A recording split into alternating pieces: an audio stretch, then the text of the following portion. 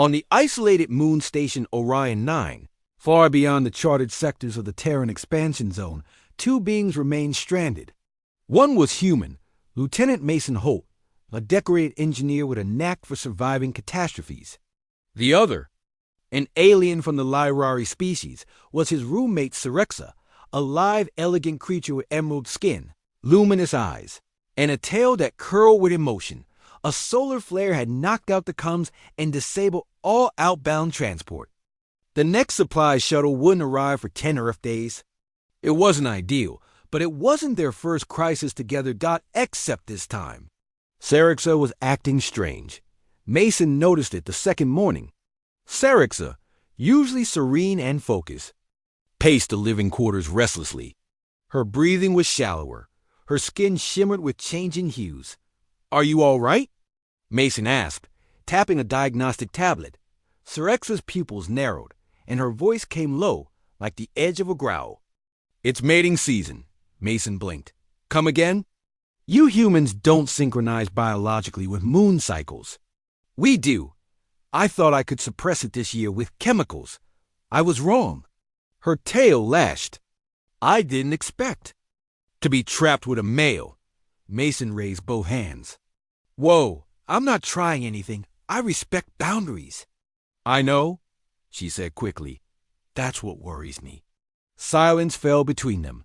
The next few days were tense. The moon station was cold, quiet, and dimly lit to conserve power. Mason worked on restoring comms. Cerexa tried not to stare at him.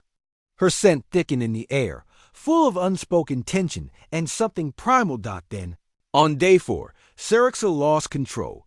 She was in the shared habitat dome, trembling, her body visibly heated, markings glowing along her skin. "I need help," she whispered. Mason stood in the doorway. "What kind of help?" "Not that kind," she growled, though her tone was more pleading than aggressive. "Just sit, talk, keep me tethered, focus."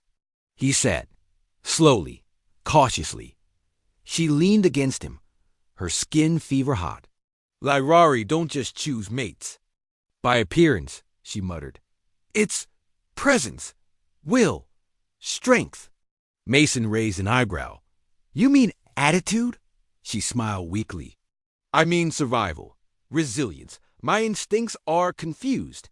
You're not my species, but your aura, your defiance, it triggers everything." He swallowed. "So I'm accidentally sexy?" She laughed. "That's one way to phrase it." He exhaled.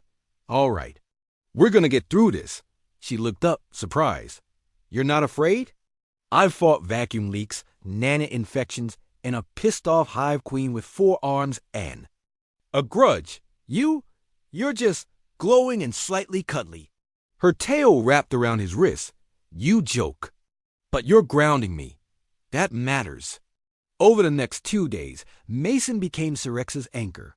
He stayed near, told stories of Earth, distracted her with engineering problems, let her meditate against his heartbeat. Her heat surged, peaked, then slowly began to fade. By day 7, the worst was over. "I don't understand you humans," she murmured, resting on the floor beside him. "We assumed you were brutes. War-hardened, emotionless." Mason smirked. "We are brutes, but we're not heartless. You resisted every instinct, even knowing I wouldn't stop you. I'm not here to take advantage of you, Cerexa." She looked up, her eyes glowing softly now, calm, not chaotic. "That's why my instincts chose you." He blinked. "You earned something sacred," she whispered. "You didn't just survive mating season. You earned my loyalty." There was a soft hum. The comms flickered back online. The solar flare had passed, but Mason hardly noticed, because something far more powerful than a solar storm had passed between them. Respect forged in restraint.